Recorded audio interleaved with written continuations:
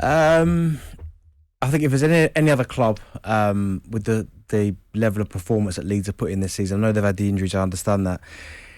It makes sense. But when you look at the kind of love affair between the Leeds supporters, the football club and Bielsa, I felt a bit sad, if I'm honest, because I get it. When you look at the amount of goals they've conceded this season and he's not changed it, you go, come on, like something's got to give. You can't see that many goals, certainly in February, breaking records, and something not change. But I think what he's done for that football club, taking them out of the Championship after they'd been in that league for, out the Premier League for 16 years, I still thought he'd earned the right to get them at least till the end of the season. And even listening to some of the Leeds supporters' reactions, I mean, I've heard some Leeds fans saying they'd rather go down with Bielsa than employ any other manager. They absolutely love him, and I loved watching him play. I love watching Leeds play because you know what you're going to get. There's going to be end-to-end action. And you look at some of the results. I know they've been battered a few times this season, but you look at some of the big performances they put in this season and last. When they went to City and beat them with 10 men, the results like that, they've been really, really good to watch. But I guess the owners haven't really listened to the supporters, because if they had, then he'd still be in charge. But they've obviously thought more about their pockets, that if they do go down, the money they're going to lose, which I get. But I'm just sad that he's not going to be in the Premier League anymore. Yeah, I suppose you have to almost live in the community to understand exactly what he's done, which is the reason why they love him so much, not just on the pitch. But I think I heard someone saying that they've just reunited Leeds with football. It's like they brought football back to Leeds, and that love affair restarted again. So it'll take a while for them to get over it, and it smarts and it's horrible. But they are in with a chance of staying in the division. But I think if they were rock-botted, rooted to the table, and it looked like they were gone, dead and buried, I'd go, okay, fair enough. But the fact that they're not even in the bottom three yet, I know they're sliding on free-for-all, you'd still go, but there's still an opportunity there. But I mean, even speaking to some of the players and listening to them speak, they've got a point, because I think it was Jermaine yesterday when he talked about some of the players saying that saying that he saw in them which they didn't even see in themselves. I mean, that is what a line that is. That's incredible. The likes of people like Luke Ayling, even Calvin Phillips. If you look at him before Bielsa got there, he was a good Championship player. Bielsa turned him into one of England's main men at the Euros. He was absolutely superb. So I can understand the players waking up this morning. Even Patrick Bamford as well, by the way. Look at the amount of goals he got last season.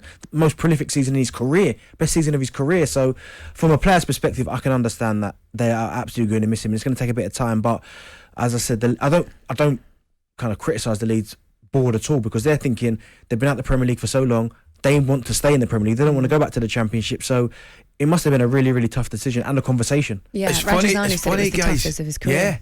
It's going to be. I cannot remember a manager losing his job where there's been a kind of understanding that it might be the end. However, there's been an outpouring of disappointment from all football fans up and down the country. I mean, it's genuine, because he was, he was shown such affection by all football fans. Yeah.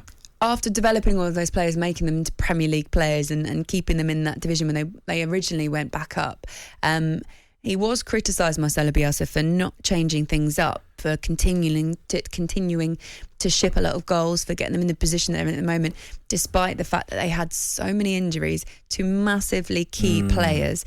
But they have a chance now for a new manager to change things up and see if he can get the best out of it. It's Jesse Marsch, of course. European football expert Kevin Hatchard joined the press box last night, and he does believe that Marsch's move to Ellen Road is risky. He's not somebody, as I say, who's going to come in and kind of suddenly, it's not like a kind of Hodgson or Allardyce appointment where, in theory, suddenly you batten down the hatches and the team is completely different and is very compact and suddenly change your style completely.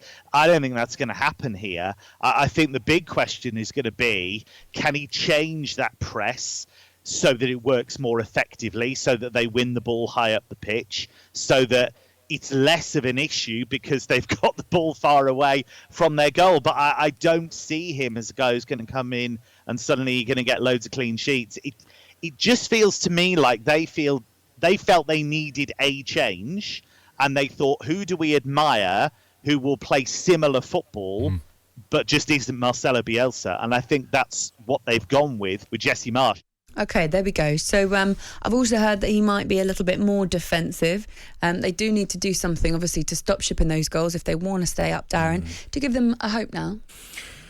I'd give them as much hope as I did when Bielsa was in charge, if I'm honest, because he's kind of ingrained in them the kind of style of football that they play, which is going to take some time to kind of change. You look at, I know it's kind of different circumstances, but look at Crystal Palace and Roy Hodgson. For so long, Crystal Palace were used to playing the same way, and even though we'd probably all agree that watching Palace this season under Vieira is better, they're not any better off points-wise than they were last season. But I think it's a risk, absolutely, because if they're going for someone who's got Premier League experience, has been a top coach, has kind of got the pedigree to come into arguably the toughest league in the world, change it around when a team's in free-for-all, you'd go, okay, a bit like the Hodgson at Watford, even though that's not quite worked, then you go, okay, but the fact that it's an unknown of, I mean, look, the MLS, obviously the Austrian Bundesliga, it is a risk regardless, because it could be a top, these aren't big domestic leagues, you know, they're not one of the powerhouses of world football, so it's going to be interesting, but I think the hangover, I think it's going to take a little bit of time. You tired there over there? You? Sorry, I was trying to hold it. I was trying to hold a yawn.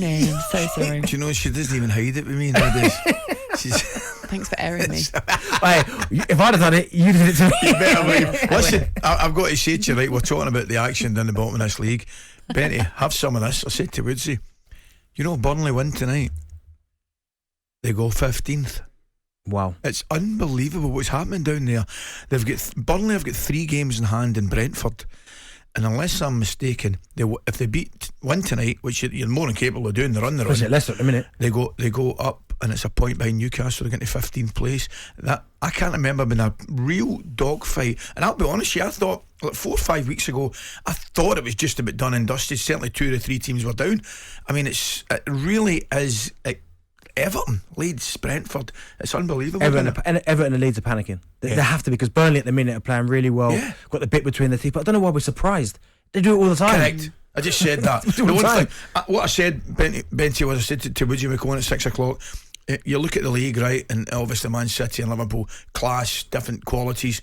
The one quality that Burnley have in abundance out of any team in the league is a spirit, and they know how to win games. So interesting. It does make that part of the table very, very tight, doesn't it? And they're all to play for, of course. I'm not going to ask for your bottom 3 that's going to go down, because I think it's difficult when they haven't played equal amount of games, isn't it? It's really hard, but it does make it quite exciting for running at both ends of the table now, and top 4 all over the place, really. Okay, guys, 8:10 at TS Breakfast. Leeds fans, let us know how you're feeling. Jesse Marsch heading into your colour. talkSPORT Breakfast with Laura Woods, Monday to Wednesday mornings 6 till 10 on AM, on DAB, via the talkSPORT app and on your smart speaker. talkSPORT.